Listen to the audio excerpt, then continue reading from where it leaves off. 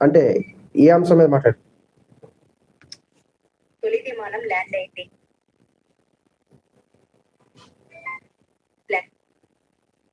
Land అయింది. భోగాపురం ఎయిర్పోర్టులో తొలి విమానం ల్యాండ్ అయింది.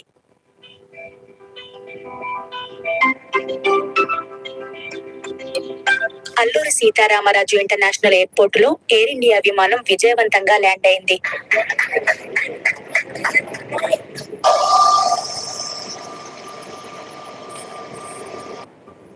ఢిల్లీ నుంచి బయలుదేరిన ఈ విమానంలో పౌర విమానయాన శాఖ మంత్రి రామ్మోహన్ నాయుడు సహా పలువురు భోగాపురం చేరుకున్నారు.